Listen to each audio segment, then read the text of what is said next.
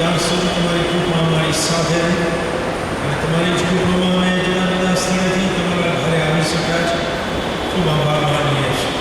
આ જે માર્ગમાં છે જુદા જુદા સ્થળેથી આવવાના છે, સર્વને ક્ષેમ કુશળ તમે દોરી લાવો એવી મારી વિનંતી છે. અને સાથે મળીને તમારી ઈચ્છા યોજનામાં અમે આત્માથી અને સત્યતાથી તમારું ભજન કરી શકીએ, ગીતો ગાઈ શકીએ, વાજિંત્રો વગાડી શકીએ. માટે તમારા આત્માના ભરપૂરપણાના અનુભવમાં પ્રભુ તમે અમને સર્વરે રાખો. આખી સંગત દ્વારા તમે મહિમા પામતા ભક્તિનો સમય તમારી નજરમાં માન્ય કરો અને અમારા માટે રાખી મૂકેલા આશીષથી વિસ્તૃત કરીને તમારા સામર્થ્યમાં અમે પાછા જગતમાં જઈએ અને તમારા સાક્ષી બનીએ એવી કૃપા માગીએ છીએ. અમારી પ્રાર્થના પ્રભુ ઈસુ ખ્રિસ્તમાં તમે સાંભળો અને માન્ય કરો. આમેન. આમેન. પ્રભુની હજુરમાં આપણે ઉભા થઈએ અને આ કીર્તન પુસ્તિકામાં 173 નંબરનું ગીત છે એ આપણે ગાઈએ. 173 સ્વર્ગીય આશીષ દે.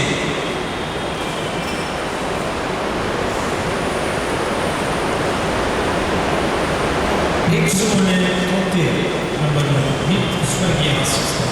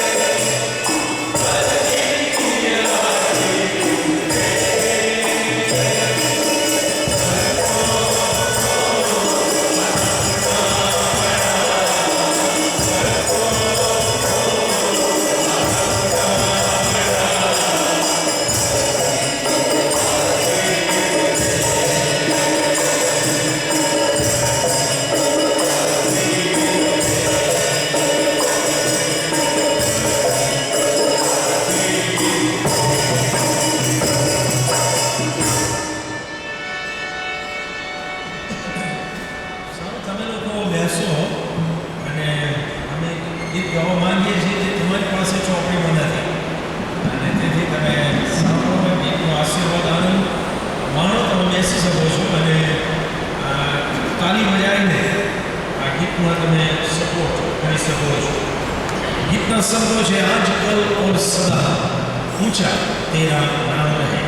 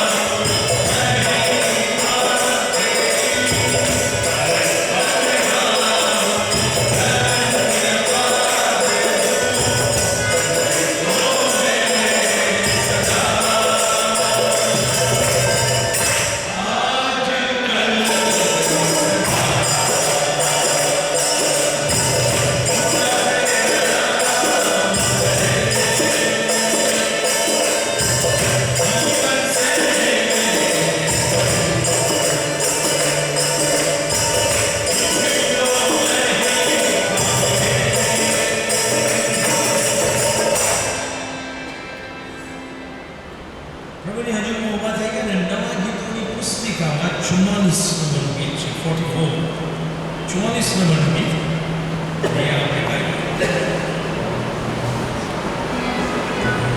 જીવનમાં જુદી જુદી યાદો આવે છે અને ઘણી મોટાભાગની યાદો દુઃખી કરી જાય એવી હોય છે. આંખો આંસુ આવી જાય, કોઈકને બેવફાઈ કરી હોય, કોઈકને દગો કર્યો હોય, હેરાન કર્યા હોય, ઘણા આપણા બિલવડ વંશ આપણાથી દૂર થયા હોય, કોઈનો ઊંઘી ગયા હોય. તો એ સમયે આ ગીતમાં કહે છે કે યાદે જબ સતાએ यीशु को याद कर. 44 नंबर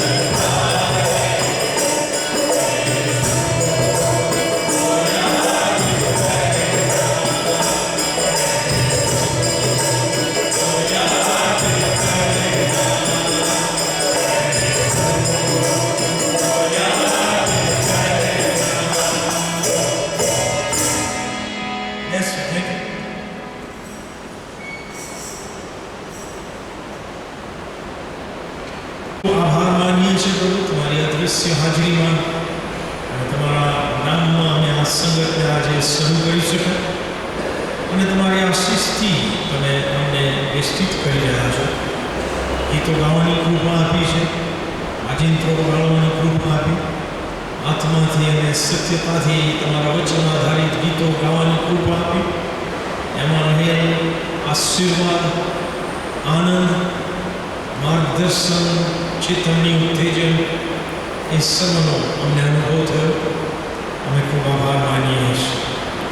હવે પછીના સમયને પણ થોડું તમે આશીર્વાદિત કરો એવી અમારી વિનંતી છે. તમારા નામમાં પણ અમે આ સમયે મહેશભાઈ ચૌહાણ જેવા કુટુંબમાં મરણે પ્રવેશ કર્યો છે અને ત્યારે દફન ક્રિયા ચાલી રહી હશે ત્યારે પ્રભુ તમારા દિલાસાથી એ કુટુંબને વિસ્તૃત કરો. એ આખી દફન ક્રિયા તમારા નામમાં સાક્ષી બને એવી પ્રાર્થના અમે કરીએ છીએ. માનનીય બિશપ સાહેબ અને મેડમ અહીંયા છે, જુદી જુદી મેનેજિંગ કમિટીઝ ચલાવી રહ્યા છે, ત્યારે તમારી ખાસ કૃપા એમની સાથે એવી પણ અમે પ્રાર્થના કરીએ છીએ. અને હવે પછીનો સમય તમારા વચનો વાંચવાનો, સમજવાનો, સમજાવવાનો સમય તમારા મોટા નામમાં આશીર્વાદિત કરો. તમારા પવિત્ર આત્માના સીધા અધિકાર નીચે મને રાખો. એ માટે કે મારા મુખમાંથી નીકળતા શબ્દો અને વાક્યો અને મારા વિચારો તમારા તરફથી હોય, તમારા વચનો સમજાવનાર હોય અને પરિણામે હું બોલનાર અને અમે સાંભળનાર સર્વ વચનોના આશીર્વાદથી વિસ્તૃત થઈએ અને અહીંયાથી જ્યારે વિદાય થઈએ ત્યારે વધુ દ્રઢતા સાથે આ જગતમાં તમારા સાક્ષી બનવાના ઈરાદાથી પાછા જઈએ એવી કૃપા અમે માંગીએ છીએ. અમારી પ્રાર્થના પ્રભુ ઈસુ ખ્રિસ્તમાં તમે સાંભળો અને માન્ય કરો. આમેન. મેં પ્રાર્થનામાં જણાવીએ આ સ્થાનિક ચર્ચમાં મહેશભાઈ ચૌહાણ છે, એમના પિતાજી આજે બપોરે મરણ પામ્યા અને 7 વાગે એમની દફન ક્રિયા છે અત્યારે ચાલતી હશે. તેથી હું માનું છું ઘણા બધા આપણી સંગતમાં આવનાર ત્યાં દફન ક્રિયામાં હશે. આપ સર્વ આવ્યા છો ત્યારે બહુ આભાર માનતા આપણે બાઇબલ સ્ટડીમાં આગળ જઈએ અને તમે મારી સાથે માથીની સુવાર્તાનો 5મો અધ્યાય ખોલશો એવી મારી વિનંતી છે. માથીની સુવાર્તાનો 5મો અધ્યાય. આપણે બાઇબલ ખોલી હોય તો આપણે ઊભા થઈએ પ્રભુની હજુરમાં, આપણા બાઇબલો ઊંચા કરીશું અને આપણો કરાર તાજો કરતા બોલીશું અને બાઇબલ વંચાય ત્યાં સુધી આપણે ઊભા પડાઈશું. સાથે બોલીએ હોવા કેમ કે તારો સેવક સાંભળવા માટે અને પાળવા માટે તૈયાર છે. આમેન. માથીની સુવાર્તાનો 5મો અધ્યાય અને 13મી કલમ. પ્રભુ ઈસુ ખ્રિસ્તે પોતાના અનુયાયીઓને એક મોટી જવાબદારી સોંપતા આ પ્રમાણે કીધું, તમે જગતનું મીઠું છો, પણ જો મીઠું બેસ્વાદ થયું તો તે શાથી કામ કરાશે? બહાર ફેંકાવા તથા માણસોના પગ તળે ચોદાવા વગર તે બીજા કંઈ કામનું નથી. આપણે સાથે બોલીએ આમેન. આમેન. બેસો. Thank you. બાળપણના ભાષણમાંથી આપણે કેટલીક બાબતો, લક્ષણો, લાક્ષણિકતાઓ, કેરેક્ટરિસ્ટિક્સ પ્રભુના બાળકોની શીખી રહ્યા છે કે જે પ્રભુ ઈસુ ખ્રિસ્તે પોતે કહી. દાખલા તરીકે એક આત્મામાં જેવો રંગ છે એ આશીર્વાદ છે. જેઓ શોક કરે છે પાપના લીધે, પાપના માહોલના લીધે ક્યારે આનાથી આપણે છૂટીશું એ લોકોને ધન્ય છે. જેઓ નમ્ર છે, જેઓને ન્યાયપણાની ભૂખ તથા તરસ છે, જેઓ પ્રભુમાં આગળ વધવા માંગે છે, દયાળુ છે, મનમાં જેઓ શુદ્ધ છે. પ્રભુ કહે છે કે પ્રભુના બાળકોએ બહારથી પણ શુદ્ધ દેખાવું જોઈએ અને અંદરથી પણ એ આશીર્વાદિત છે. સલાહ કરાવનારાઓ ને આશીર્વાદિત છે. પ્રભુ વચન કહે છે કે બધા બહુ આશીર્વાદોથી પ્રભુએ આપણને વ્યસ્તિત કર્યા છે, એમાં કોઈ શક છે નહીં. પણ આ આશીર્વાદો સંકટ જોડાયેલા છે. કારણ કે સંત પૌલે બીજો તિમોથી 3 અધ્યાય 12મી કલમમાં કીધું કે જેઓ ઈસુ ખ્રિસ્તમાં આ ભક્તિ ભાવથી ચાલવા ઈચ્છે છે એ સર્વની સતાવણી થશે જ. આપણે શીખી ગયા. સો આશીર્વાદ છે, યસ. સતાવણી છે, તકલીફ છે, યસ. સાથે સાથે જવાબદારી પણ છે. બીજો 10, 11 અને 12મી કલમ એ તકલીફની વાત કરે છે, પણ એ આશીર્વાદિત તકલીફો છે. જ્યારે કોના લીધે જેઓની સતાવણી કરાય છે, જ્યારે લોકો તમારી નિંદા કરશે અને પૂઠે લાગશે અને મારા લીધે તમારી વિરુદ્ધ તરહની ભૂંડી વાત અસત્યતાથી કહેશે, આ બધા માહોલમાં આપણે પ્રભુના બાળકો તરીકે જીવવાનું છે. તેથી ઈસુ ખ્રિસ્તે 13મી કલમમાં કીધું કે તમે જગતનું મીઠું છો. You are the salt of this world. બહુ પાવરફુલ સ્ટેટમેન્ટ છે. અને એને સમજવા માટે આપણે કોશિશ કરીશું. તમે જો મારી સાથે લુકની સુવાર્તા અને એનો 14મો અધ્યાય ખોલો તો ફરીથી એ પેરેગ્રાફ જે છે 25મી કલમથી આગળ તમે ઘણીવાર એના ઉપર જબરદસ્ત સંદેશાઓ સાંભળ્યા હશે. અને જે ટાઇટલ આપવામાં આવે છે 25મી કલમથી આગળ લુક 14, ત્યાં પ્રમાણે કહેવામાં આવે છે ધ કોસ્ટ ઓફ ડિસાઇપલ્સશિપ. પ્રભુ ઈસુ ખ્રિસ્તના શિષ્ય બનવામાં જે કિંમત ચૂકવવી પડે છે એની વાત ત્યાં આગળ પ્રભુ ઈસુ ખ્રિસ્ત કહે છે. અને જેથી બેઝિકલી ઈસુ ખ્રિસ્તના અનુયાયીઓ માટે એ શિખામણ અથવા શરતો મૂકવામાં આવી છે. દાખલા તરીકે હું 25 અને 26મી કલમ જ વાંચીશ. ત્યાં પ્રભુ ઈસુ ખ્રિસ્ત વિશે શું લખવામાં આવ્યું છે. હવે ઘણા લોકો ઈસુની સાથે જતા હતા. તેઓને ઈસુએ પાછા ફરીને કહ્યું કે જો કોઈ મારી પાસે આવે અને પોતાના બાપનો, માનો, પત્નીનો, છોકરાનો, ભાઈઓનો તથા બહેનોનો, હા પોતાના જીવનો પણ દ્વેષ ન કરે તો તે મારો શિષ્ય થઈ શકતો નથી. સો કિંમત ચૂકવવી પડે છે. પણ તમે જો એ પેરેગ્રાફ પૂરો થતાં ઈસુ ખ્રિસ્તે પોતાના જે અનુયાયીઓ છે એમના માટે ફરીથી સોલ્ટની વાત કરી, મીઠાની વાત કરી. અને એ તમને મળશે 34મી કલમ. લુક 14:34. ઈસુ ખ્રિસ્ત કહે છે મીઠું તો સારું છે. આપણે આનંદ તો બોલીએ મીઠું સારું છે કે નહીં? અને બોલો ના, salt is good. Salt is very good.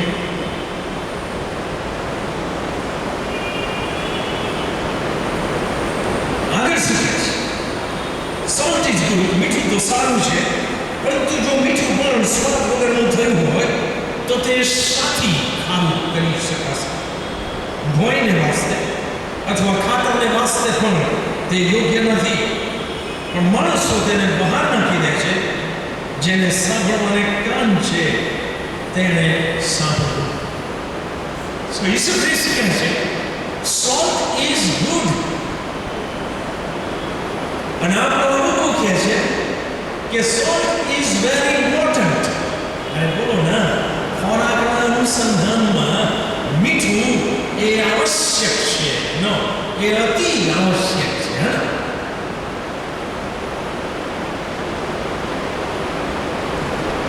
પણ પ્રોબ્લેમ શું થાય છે? ઘણી વાર આપણી સાથે આપણી આસપાસ સામાન્ય રીતે હોય ને તો આપણને એની કિંમત ખબર પડતી નથી. હા, જ્યારે એની ગેરહાજરી હોય ત્યારે આપણને એની કિંમત ખબર પડે છે. દાખલા તરીકે અત્યારે લાઇટ, ઇલેક્ટ્રિસિટી ઓન છે, આ તો કોઈ પ્રોબ્લેમ નથી, રાઈટ? મારી પાછળ પંખો છે, ઉપર લાઇટ છે, પંખા છે, લાઇટો છે, we are enjoying. All of a sudden fuse જાય અને લાઇટ બંધ થાય ત્યારે આપણને ઇમ્પોર્ટન્સ ખબર પડે કે આ લાઇટ વગર ના બેઠે. અરે બોલો ના, હા. સો એ અનુસંધાનમાં જોઈએ તો પ્રભુ ઈસુ ખ્રિસ્ત કંઈક મીઠા સંબંધી કહે છે. અને આપણે અનુભવીએ છીએ કે સોલ્ટ ઇઝ મીઠું અગત્યનું છે. અને દરેક જગ્યાએ મેં આ દાખલો આપ્યો છે એનું કહી દઉં. આવું બધું બને છે. કોરોના વચ્ચે શીખીએ ત્યારે ગયા અઠવાડિયાથી મારા દિમાગમાં આ કલમ ફરતી હતી કે મારે આના ઉપર બાઇબલ સ્ટડી કરવાની છે કે તમે જગતનું મીઠું છો, મીઠું સારું છે, મીઠું અગત્યનું છે. રાઈટ? મારા દિમાગમાં એ બધું ભૂલ્યા કરતું હતું. અને અમે ગયા રવિવારે સાંજે જમવા બેઠા અને મને બધી તળેલી શીંગો બહુ ગમે છે સરગવાની. મને આશ્ચર્ય થયું કે ઘણાને ખબર નથી કે સરગવાની શીંગ તળીને ખવાય. કારણ કે ઘણી બધી બહેનો પછી મારા મિસિસ પાસે રેસીપી માંગી. એની પણ તળેલી શીંગ બહુ સરસ મારા મિસિસ બનાવે છે, મને બહુ ગમે છે. તો હું ખુશ થઈ ગયો કે આજે તળેલી શીંગ ખાવાની મળશે સાંજે. ગયા રવિવારની વાત છે. અને જેવી મેં શીંગ મોંમાં મૂકી તો એ બહુ ખારી હતી. ખારી બટ મારા મિસિસે ચાખીને કહે છે કે હા ખારી છે કે છે. મારાથી કદાચ ડબલ વાર મીઠું ન થઈ ગયું હશે. એક વખત નાખતા અને બીજી વખત એને ફ્રાય કરતા. મેં નો પ્રોબ્લેમ, કશો વાંધો પણ એ કહે છે હું કાલે તમને સરસ બનાવી આપીશ. અને એને સોમવારે બહુ સરસ બનાવી આપી. પણ હું જે કહેવા માંગુ છું કે આવું કશું થાય ત્યારે જ આપણને મીઠાની અગત્યતા ખબર પડે છે. હા કે ને? હા, મીઠું વધારે પડી ગયું હોય તો ખબર પડે અને મીઠું ઓછું પડ્યું હોય તો પણ ખબર પડે. અને ઘણી વાર તો પડોશમાં ખબર પડે કે આજે આ ઘરમાં મીઠું નહીં સમજ્યા. ઝઘડા થાય છે સાહેબ, બરોબર. જ્યારે મીઠાની વાત કરીએ છીએ ત્યારે આપણે સમજવાનું છે કે મીઠું સપ્રમાણ હોવું જોઈએ. ઓકે? અને તેથી જે રસોઈ શો આવે છે, મારા મિસિસને મારી દીકરીઓ જોડે છે ઘણી વાર, હું કોઈ વાર બેસી જઉં છું અને એમાં મીઠાની અગત્યતા છે. એમાં કોઈ સરદારજી આવે છે, નમક નાખવાનું હોય ત્યારે નમક ચમક કરીને નાખે છે. ખબર કેટલા જણ જોયું છે? એમાં જોયું હશે કે પણ એ તમામ શેફ જે છે એ હંમેશા બોલે છે મીઠું નાખતા કે તમારે સ્વાદ અનુસાર મીઠું નાખવાનું. યસ ઓર નો?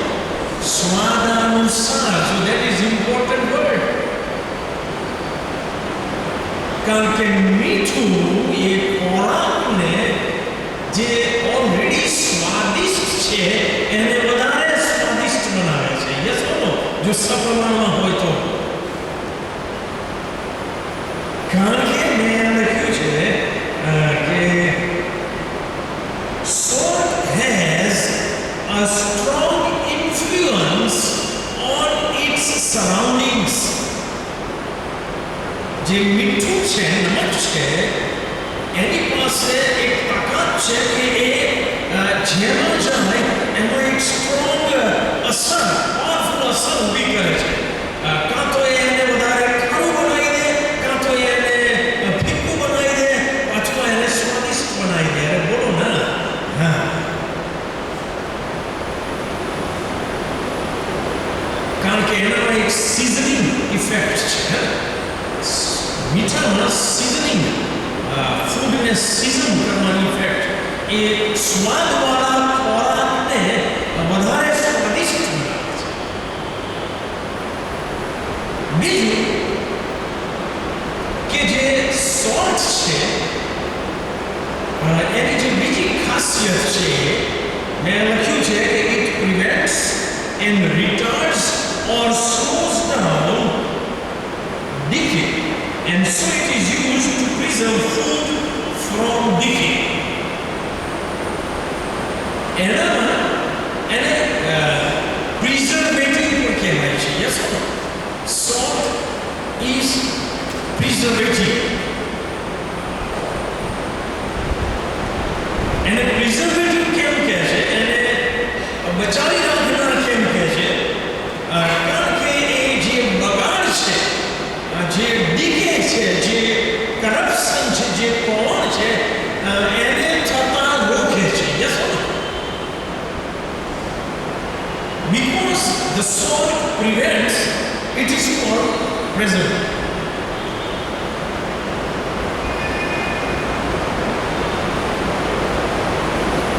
હવે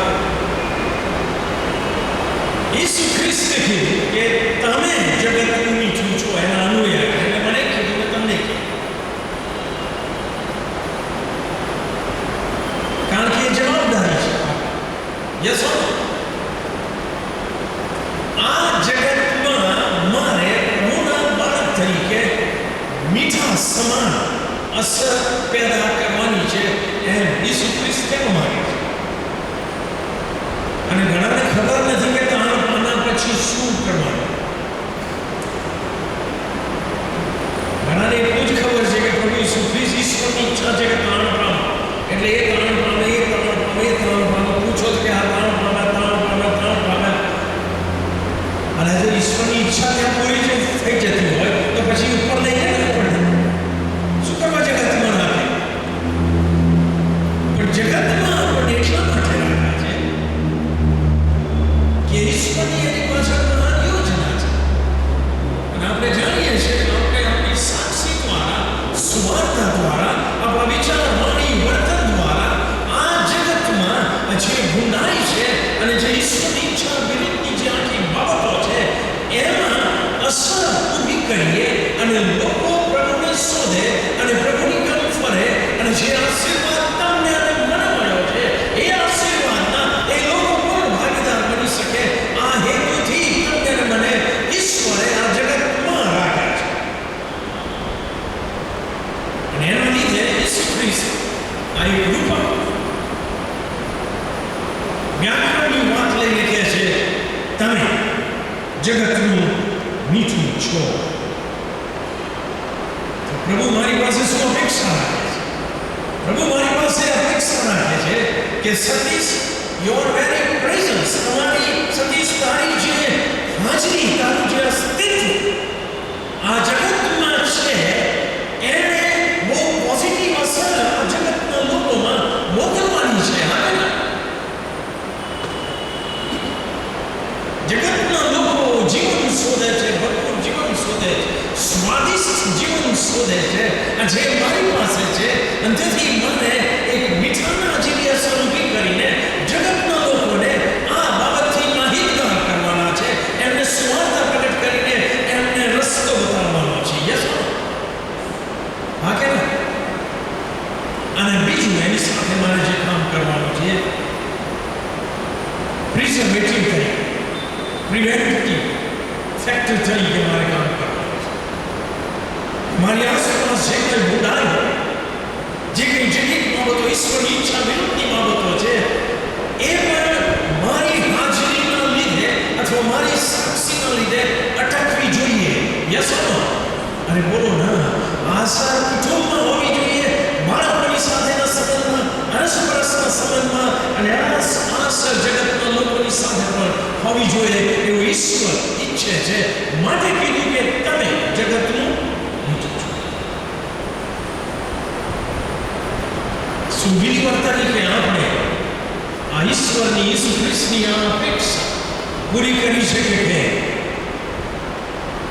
દાખલા તરીકે 4-5 મિત્રો ઉભા હોય અને એ લોકો કંઈક ગંદી વાત કે જોક્સ કરીને હાવાહી કરતા હોય અને હું ત્યાં જઈને ઉભો રહું પ્રભુના બાળક તરીકે, અમારી હાજરીની અસર થવી જોઈએ કે નહીં? અરે બોલો ના. પોઝિટિવ અસર થવી. પણ હું એની જોડે જઈને સામેલ થઈ જાઉં, હા એ કરું તો તકલીફ. બિલીવરોએ શીખવાની જરૂર છે. ક્રિશ્ચિયન લાઈફ એ કમ્પાર્ટમેન્ટ વાળો લાઈફ નથી કે તમે ચર્ચના માહોલમાં આવું જીવો અને રસ્તામાં આવું જીવો અને ઘરે આવું જીવો અને નોકરી પર આવું જીવો અને સ્કૂલમાં કે ના.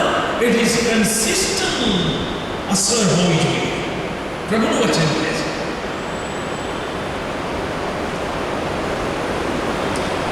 સો જ્યાં મારી હાજરી છે ત્યાં જીવન અને ભરપૂર જીવનનો સ્વાદ લોકોને મળવો જોઈએ અને એ સાથે ઈશ્વરની ઈચ્છા વિરુદ્ધની બાબતો છે એ અટકવી પણ જોઈએ.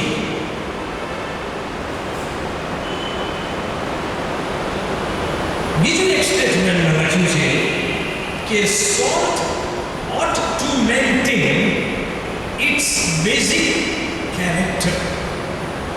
જે મીઠું છે એણે આ જગતમાં જ રહેવાનું છે અને જગતમાં રહીને એણે પોતાની જે કેરેક્ટરિસ્ટિક છે, કેરેક્ટર છે, એને જાળવી રાખવાનું છે. મીઠાની કેરેક્ટરિસ્ટિક શું છે? ખારાશ. અને બોલો ને, સો મીઠાએ પોતાની ખારાશ જાળવી રાખવાની છે. અને એ જ પ્રમાણે પ્રભુના બાળકોએ એમને જે પ્રભુમાં જીવન અને ભરપૂર જીવન અને અનંત જીવનની ખાતરીવાળું જીવન અને પાપોની માફી અને આશીર્વાદો મળ્યા છે, એ અનુસંધાનમાં ઈશ્વર સાથેનો સ્ટ્રોંગ સંબંધ જાળવી રાખવાનો છે, જે એના જીવનમાં, એના વિચાર, વાણી, વર્તન, વ્યવહારમાં હંમેશા પ્રગટ થાય છે. તો જ આ અસર ઊભી થઈ શકશે. નહીં તો ઈસુ ખ્રિસ્તે શું કીધું? તમે જગતનું મીઠું છો, પણ જો મીઠું ખારાશ છોડી દે, અને અહીંયા લખ્યું છે કે જો મીઠું બેસ્વાદ થયું હોય તો તે સાથી ખારું કરાશે, બહાર ફેંકાવા તથા માણસોના પગ તળે છુંદાવા વગર તે બીજા કંઈ કામનું નથી. સો મીઠાએ ખારાશ પકડી રાખવાની છે. એ જ રીતે પ્રભુના બાળકે પ્રભુનું જીવન, પ્રભુ સાથેનો નિકટનો સંબંધ એને ગમે તે સંજોગોમાં પણ મેન્ટેન કરવાનો છે, જાળવી રાખવાનો. તો જ એની પોઝિટિવ અસર થશે બીજા લોકો ઉપર.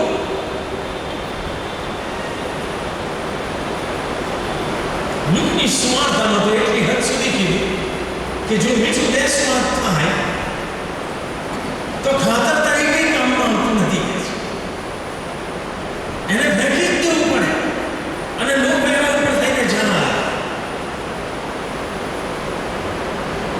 needs to be thrown out. બેસ્વાદ મીઠું. અને તમે જો ઈસુ ખ્રિસ્તે બે ત્રણ જગ્યાએ કોને બહાર ફેંકી દેવા જોઈએ એની વાત કરી છે. અને એક જગ્યાએ કહે છે કે નકામા ચાકરને બહાર ફેંકી દો. હા કે ના? અરે બોલો ના, નકામા ચાકરને બહાર ફેંકી દો કે જેના રડવું અને દાંત પીસવું થશે. નકામું ચાકર કોણ છે? જો મીઠું બેસ્વાદ થયું હોય તો એ નકામું મીઠું છે ને. અરે બોલો ના, એમ પ્રભુનું બાળક જેની પાસે હવે અસરકારક સાક્ષી રહી નથી તો એ નકામું છે. પ્રભુ બચાવે. પ્રભુ આપણને બચાવે. જે બિલીવરો છે એ જગત સાથે ત્રણ સંબંધના અનુસંધાનમાં એમની સામે ત્રણ ઓપ્શન છે. બાઇબલ પ્રમાણે બાઇબલ પ્રમાણે નહીં, ત્રણ ઓપ્શન મૂકવા પડશે. પહેલો ઓપ્શન બિલીવરો પાસે છે કે તમે જગતનું રૂપ ધારણ કરીને જીવો અને જલસા કરો. ખાલી કોઈ પૂછે તો કે હું પ્રાણ પામેલો છું, બાકી બીજું કશું જ નહીં, બધું જ જગત જ હોય. Yes or no? બાઇબલ ના કહે છે, ભૂમિ બહાર અને બેમાં કહે છે તમે આ જગતનું રૂપ ના ધરો. સો એ ઓપ્શન તમારા ને મારા માટે નથી, જગતનું રૂપ ધરવાનું. યસ ઓર નો? બીજું ઓપ્શન છે આ એસેટિસિઝમ કહેવાય છે એને, આ કે સંસાર ત્યાગ કરો. જે અન્ય ધર્મમાં બાવાઓ થઈ જાય, મુઠ્ઠી મારે ને કહે ને કે અમને મોક્ષ મળ્યો ને અમને ઉદ્ધાર મળ્યો ને અમને મળી ગયો ને જ્ઞાન થયું ને હવે અમારે આ જગત સાથે કોઈ લેવા દેવા નહીં ને પત્ની છોડી દે અને બાળક કોઈ છોડી દે અને સંસાર ત્યાગ. ના, બાઇબલ આપણને સંસાર ત્યાગ કરવાનું પણ કહેતો નથી. Yes or no? ઇનફેક્ટ જો હું પ્રભુનો બાળક છું, હું નવો જન્મ પામેલો છું, તો મારી જવાબદારી વધી જાય છે મારા પત્ની પ્રત્યે, મારા પતિ પ્રત્યે, મારા બાળકો પ્રત્યે, મારા માતા પિતા પ્રત્યે. યસ ઓર નો? સો સંસાર ત્યાગની વાત આવતી નથી, એ તો છટક મારી કહેવાય. ત્રીજું ઓપ્શન છે કે હું પ્રભુના સામર્થ્યમાં, પવિત્ર આત્માના સામર્થ્યમાં એવી રીતે જીવું કે જે જગત ઈશ્વરની ઈચ્છા વિરુદ્ધનું છે એને બદલવામાં હું મારાથી બની શકે પ્રભુના સામર્થ્યમાં એ યોગદાન આપું. યસ ઓર નો? અને એ મીઠા સમાન એ તમારે અને એવું પ્રભુ ઈચ્છે છે. જો મીઠું બેસ્વાદ થયું હોય, અને શેતાનનું કામ જ એ છે કે બિલીવર શરૂઆતમાં જબરજસ્ત full of life, full of enthusiasm, ઉત્સાહથી ભરપૂર, અને પછી ધીમે ધીમે ધીમે જગત બધું ઠંડુ થઈ જાય છે, બેસવા નહીં. તમે જો મારી સાથે આ બાઇબલ સ્ટડી જ્યારે હું તૈયાર કરતો હતો ત્યારે એક બીજું વાક્ય મારા દિમાગમાં આવ્યા કરતું હતું, અને મને એવું હતું કે હેઝેકીએલના પુસ્તકનું વાક્ય હોવું જોઈએ, કારણ કે ત્યાં ચોકીદાર અને રણસિંહાની વાત બહુ થાય છે.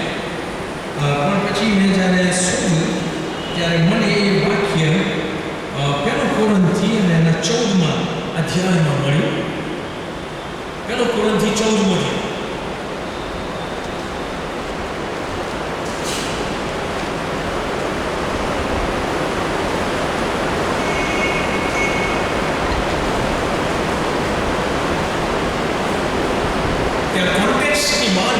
સમજાવું એ વાક્ય બહુ માર્મિક વાક્ય છે. 8મી કલમમાં કહે છે, કેમ કે જો રણસિંધુ અનિશ્ચિત અવાજ કાઢે તો યુદ્ધના માટે કોણ સજ્જ થાય? લખ્યું છે 172 નંબરનો પૃષ્ઠ, પહેલો કોરિન્થી 14મો અધ્યાય અને 8મી કલમ. ફરી વાંચીશ.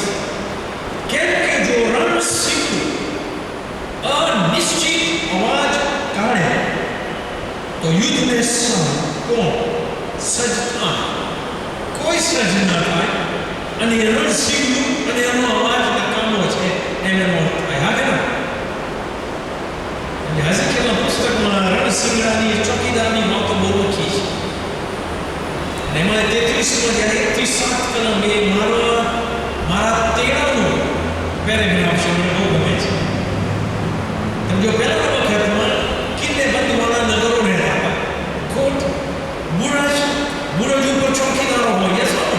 ચોકીદારના એક હાથમાં તલવાર હોય અને બીજા હાથમાં રણસિંધુ હોય, કારણ કે ચોકીદારની ફરજ કે જો દુશ્મનોને આવતા જુએ તો એની પાસે જે રણસિંધુ છે એને એ વગાડે, એવી રીતે વગાડે કે જેથી બીજા સૈનિકો તૈયાર થાય, લોકો તૈયાર થાય, અને દુશ્મનોનો પાવરફુલ સામનો કરી શકાય. કે ના?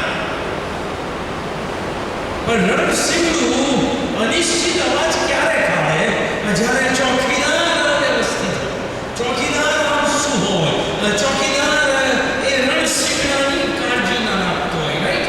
એને રેગ્યુલર સાફ સફાઈ કરવાની કે નહીં, એને એમ કે કોઈ આવવાનું નથી, મારો કોઈ સાફ કરતો નથી, અને ખરાખરીનો સમય આવે અને દૂરથી દુશ્મન આવતા જુએ અને એને થાય કે હું રણસિંહનું વગાડું, અને રણસિંહનું વગાડે પણ યુદ્ધના માટેનો અવાજ ના નીકળે, અને બેસનો અવાજ નીકળે તો પ્રોબ્લેમ થાય ને, એના માટે થાય અને બીજાના માટે થાય.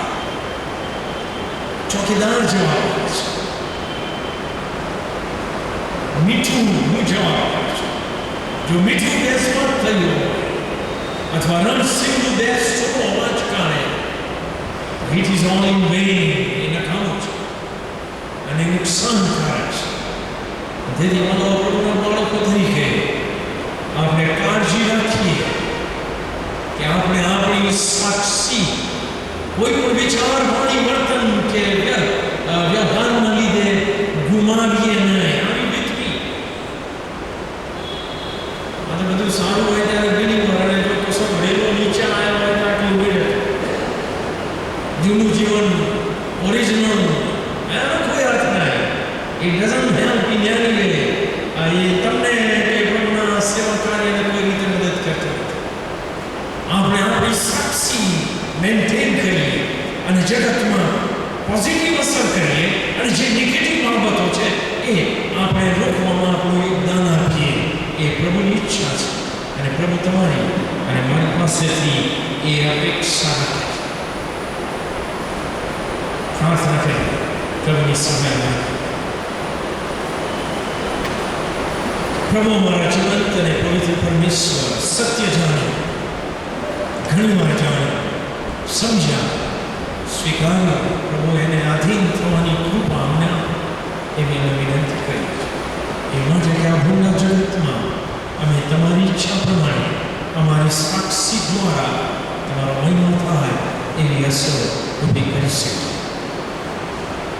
પ્રભુ અમારી પ્રાર્થના છે કે આવનાર સપ્તાહ અમારા માટે તાજગી, તંદુરસ્તીનું, સફળતાનું, સંતોષનું, શાંતિનું સપ્તાહ બની રહે અને તમારા નામમાં અસરકારક સાક્ષીઓ બનીએ, તમારા નામને મોટું બનાવીએ. અમારી પ્રાર્થના ઈસુ નાઝારીના નામમાં તમે સાંભળો અને માન્ય કરો. આમેન. જે બીજી અપેક્ષા છે, તમે જગતમાં જાણો છો, ઇટ્સ અ વીક સબ્જેક્ટ. તેથી હું જો શરૂ કરું તો 8:30 થઈ જાય. તેથી આટલો પોઈન્ટ પર બહુ ગંભીર પોઈન્ટ આપણે શીખ્યા છે. હસતા હસતા યસોનો એને જીવનમાં ઉતારીએ અને પ્રભુ આપણા પક્ષમાં રહેશે. એક બીજી રિક્વેસ્ટ કે કેની ભાઈ છે, એમને એવી ઈશ્વરે પ્રેરણા કરી કે એમના કેમેરામાં આખી બાઇબલ સ્ટડી ઉતારે છે અને પછી આજકાલમાં એ યુટ્યુબ ઉપર મૂકે છે. ગયા શુક્રવારની પણ એમને યુટ્યુબ ઉપર મૂકી અને આજની પણ મૂકવાના છે એવું એમણે કીધું કે જાહેર કરજો. અને તેથી યુટ્યુબ ઉપર તમે સર્ચમાં રેવરન્ડ સતીશ રાઠોડ લખશો તો તમને આ બાઇબલ સ્ટડી ફરીથી સાંભળવા મળશે. So I just want to thank you for that. અને પ્રભુનો આભાર માની આપણે છૂટા પડીએ તો પ્રભુ આપણી સાથે રહે. Okay, and thank you very much. Good night and God bless you. Praise Jesus. બે વખત બોલો. ઓકે, જોર સે.